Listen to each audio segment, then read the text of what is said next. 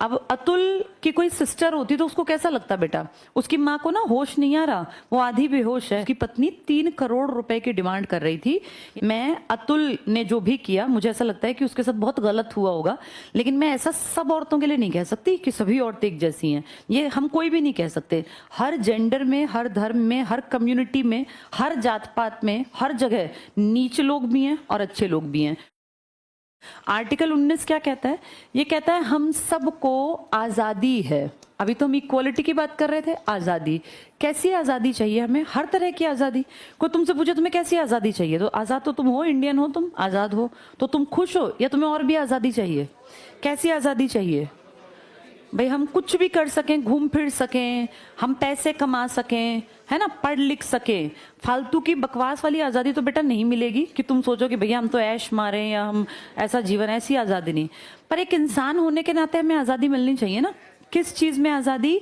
हम जो फील करते हैं, अगर हमें लगता है वो ठीक चीज़ है और वो समाज के लिए नैतिक है, तो क्या हम उसकी अभिव्यक्ति कर सकें? बिल्कुल। अब ये जो केस हुआ अतुल वाला, इसने बहुत हद तक लोगों को बोलने के लिए, अभिव्यक्ति के लिए एक प्लेटफॉर्म दे दिया। और बहुत सारे लोग कह रहे हैं कि औरतें, खासकर पढ़ी लिखी औरतें, आजकल मिस यूज करती हैं पावर्स का। कानून ने उनको पावर दे रखी है। अब अतुल की कोई सिस्टर होती तो उसको कैसा लगता बेटा? उसकी माँ को ना होश नहीं आ रहा, वो आधी बेहोश है। किसी का पला पलाया काबिल बेटा, जैसे वो कितना पढ़ा लिखा होगा, अगर उस लड़के ने एआई में काम कर रखा है, आर्टिफिशियल इंटेलिजेंस, अच्छी खासी पोस्ट पे था, खूब बढ़िया कमाता था, अपना घर, गाड़ी, बाइक, सब कुछ थी उसके पास।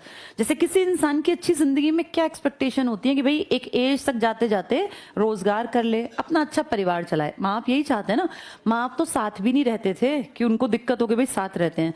माँ बाप दोनों अलग थे, अलग जगह थे, भाई अलग जगह था, ये अलग जगह, बढ़िया सब कुछ चल रहा था। आज उसकी माँ को होश नहीं आ रहा, टीवी वाले हैं तो आधी बेहोश है, जैसे अर्धमूर्छित जिसे कह देते हैं।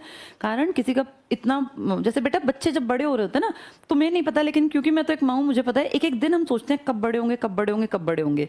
और जब बच्चे 16-17 के हों तब लगता है बस अब तो 5-7 साल हैं, फिर ये इंडिपेंडेंट बन जाएंगे। किसी माँ बाप को पैसे नहीं चाहिए, बस वो ये सोचते हैं कि ये एक इंडिविजुअल की तरह जिंदगी में एक अच्छे मुकाम को हासिल कर लें। वो 34 साल का एक आदमी, ये तो नहीं मान सकते कि 20-21 का गलती में मर गया होगा।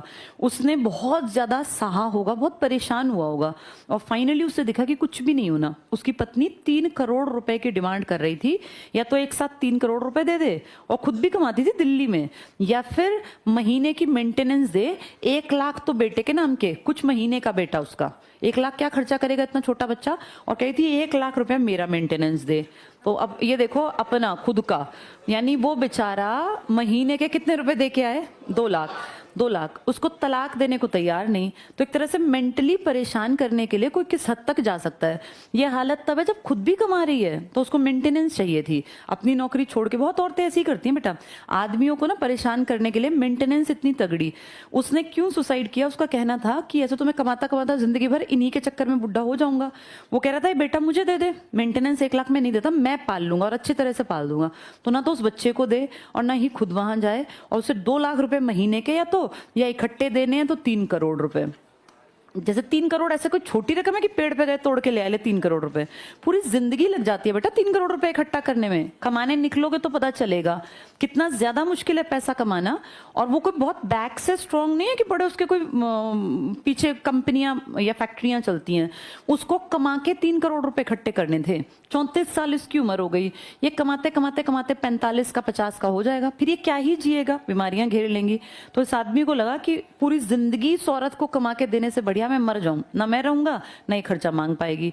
तो उसको इतना ज्यादा प्रेशराइज था वो दिमाग से कि वो 1 घंटे 18 मिनट पहले अपनी बात बोल के बताता है।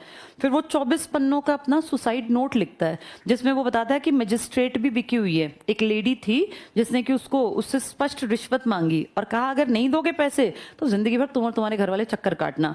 अब इस लड़की ने कितनी चालाकी की, इसने केस किया यूपी में। वो लड़का रह रहा था बंगलुरु में। अब उसको हर केस की तारीख पे अपनी प्राइवेट जॉब से छुट्टी ले लेनी पड़े, ट्रेवल करके जाना पड़े। जैसे एक दिन हो ना बेटा, कोई सहले, एक दिन 2 दिन पता कितने केस कर दिए, 9-10 केस कर दिए, तो कभी किसी की तारीख कभी किसी की, तो पूरी जिंदगी ही भुगतता रहता। तो इसको दिखा कि इससे बढ़िया मैं मर जाऊं और शायद मेरी कोई बातें मान लेगा, सुन लेगा, शायद कभी कोई आदमी दोबारा इस तरह की दिक्कत में ना आए। तो अपनी पूरी बातें लिख के गया। उसने 5 नाम भी लिख दिए कि ये मेरी मौत के जिम्मेदार हैं, जिसमें उसकी पत्नी की माँ, उसकी पत्नी का भाई, एक वो मजिस्ट्रेट। पहली बार ऐसा हो कि जज वज का भी नाम बीच में आ गया। अब क्या कार्यवाही होगी क्या नहीं ये नहीं पता, पर हाँ ये रियलिटी है कि अभिव्यक्ति करने की आजादी होनी चाहिए। अभिव्यक्ति का मतलब अपनी बात को कह सकना, और अमूमन हमारे देश में अभिव्यक्ति की आजादी वैसे तो है, लेकिन बहुत सारी जगह जहां मिलनी चाहिए वहां नहीं भी मिलती। खैर, आपको आर्टिकल 19 ने कह रखा है आपके मन में जो है आप वो बात कह सकते हैं, पर ये ध्यान रखना इस अभिव्यक्ति में आप किसी जेंडर के प्रति गलत बात ना बोलें, किसी धर्म के प्रति गलत बात ना बोलें, किसी कम्युनिटी के प्रति गलत बात ना बोलें। जैसे हम किसी स्टेज पे खड़े होकर किसी फलां जात ऐसी है या फलां धर्म ऐसा है, ऐसे शब्द इस्तेमाल करोगे तो फिर पुलिस पकड़ लेगी। अभिव्यक्ति लिमिट में करना, जिससे किसी भी धर्म की, जाति की या किसी जेंडर की बुराई ना हो। मैं अतुल ने जो भी किया, मुझे ऐसा लगता है कि उसके साथ बहुत गलत हुआ होगा, लेकिन मैं ऐसा सब औरतों के लिए नहीं कह सकती कि सभी औरतें एक जैसी हैं। ये हम कोई भी नहीं कह सकते। हर जेंडर में, हर धर्म में, हर कम्युनिटी में, हर जात पात में, हर जगह नीच लोग भी हैं और अच्छे लोग भी हैं। कोई ऐसी अकेली कास्ट नहीं है कि उसमें सभी नीच हैं, सभी घटिया हैं या सभी अच्छे हैं। तो ये पर्सन टू पर्सन वेरी करता है। हाँ, आर्टिकल 19 ने आपको आजादी दी है, आप अपनी बात रख सकते हैं। और इसीलिए आज सबसे ट्रेंडिंग में जो देखें आप किसी भी न्यूज को खोल के, तो उसमें अतुल का मुद्दा है कि क्या कानून को सच में बदलने की जरूरत है, क्या कानून बायस्ड है, औरतों के प्रति ज्यादा झुका हुआ है, और क्या हर आदमी जो इस तरह के केसेस में फंस जाता है झूठे में, क्या वो ये फील करता है कि मैं ट्रैप में फंस गया, अब मैं निकल ही नहीं पाऊंगा। और कहीं ऐसा तो नहीं कि औरतें सच में इतनी बड़ी मेंटेनेंस मांग लेती हो कि वो आदमी बेचारा पूरी जिंदगी उसके पैसे ही पूरे करता रहे। ये तो वही बात होगी कि उसके बाप ने शादी में किया होगा 20-30-50 लाख का खर्चा और अगली मांग रही है 3 करोड़। तो ये तो एक तरह का होगा ना, आगे आने वाली पीढ़ी को भी लगेगा हाँ ये बढ़िया तरीका है, अपना शादी करो, किसी को फंसाओ और अपना 3-4 करोड़ कमाओ। तो गलत बात हो जाएगी ये कोई ऐसा सोचने लगा तो। ऐसा करते हैं बेटा आजकल बहुत लोग। तो 19 आर्टिकल कहता है आपको आजादी की अभिव्यक्ति, पर इसमें पता है क्या है, कुछ लड़कियां सच में भी फंसती हैं, कुछ नीच लोग मिल भी जाते हैं, कुछ घटिया लोग, कहीं कहीं बेटा अच्छी लड़कियां फंस जाती हैं। अब दिक्कत क्या है, सब उसी नजर से देखें कि अतुल की पत्नी घटिया रही होगी तो सभी घटिया, ऐसा भी नहीं है। कभी कभी अच्छे घर की लड़कियों को घटिया लोग भी मिल जाते हैं। परिवार वाले नीच हो, कोई लड़के वाले ऐसे मिल गए जो बहुत ही घटिया हैं, जिनका पेट ही नहीं भर रहा, कितना ही बाप दे ले उनके पूर्ति नहीं हो पा रही।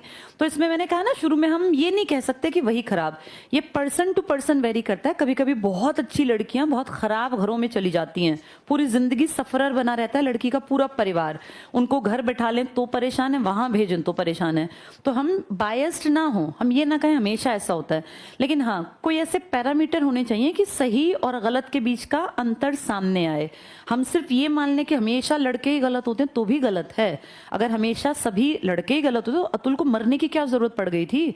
ऐसे तो दुनिया है और कहीं भी कई लोगों ने सजेशन भी दिया कि छोड़ देता नौकरी, कहता मैं कहां से मेंटेनेंस दूं, मैं तो खुद ही भिखारी हूं, मैं तो खुद ही अपने बाप के ऊपर पड़ा हुआ हूं। बहुत सारे तरीके हो सकते थे। अब पता नहीं उसके दिमाग में क्या आया, उसके लिए सेल्फ रिस्पेक्ट कितनी बड़ी बात रही हो। तो हम ये नहीं कह सकते कि वो ऐसा था या ये ऐसी थी।